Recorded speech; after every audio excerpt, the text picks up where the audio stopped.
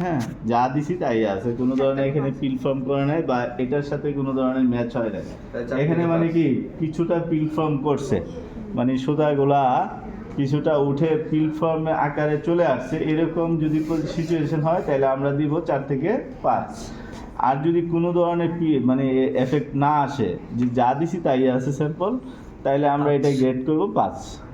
ঠিক আছে, আর যদি এরকম আসে তাহলে 4 থেকে 5। তবে না 4 থেকে 5 হলে তো আমরা এক্সিলেন্ট বলে দিব বা নো পিলিং বলে দিব।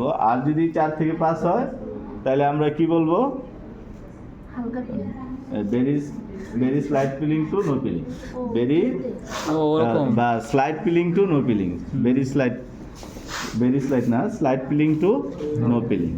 কমেন্টসটা এরকম হবে। এরপরে নেক্সট স্কিলে গেলে দেখবো আমাদের এটার থেকে কিন্তু আরও বেশি ধরনের পিল ফর্ম করছে। হ্যাঁ, আর একটু লার্জ আকারে পিলটা ফর্ম করছে। তখন আমার যদি এই স্কিলের সাথে মিলে আমরা 3 থেকে 4, তখন কমেন্টস করবো moderate peeling to slight peeling. আর যদি আমার দেখা গেছে যে এটা থেকে এটা কম, এটার চেয়ে কম, এটার চেয়ে একটু বেশি, মানে 4 থেকে 5-এর থেকে একটু বেশি, 3 থেকে 4-এর থেকে একটু কম, তাহলে আমরা দিব 4।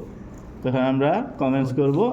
আমার যে 4-5 মানে ইন্ডিভিজুয়াল কমেন্টসটা আমার আইভিউ দেখে আমাকে এটা এনশিওর করতে হবে, গ্রেটিংটা ওইভাবে আমাকে এনশিওর করতে হবে, আমাদের এটার সাথে কিন্তু ম্যাচিং হবে না।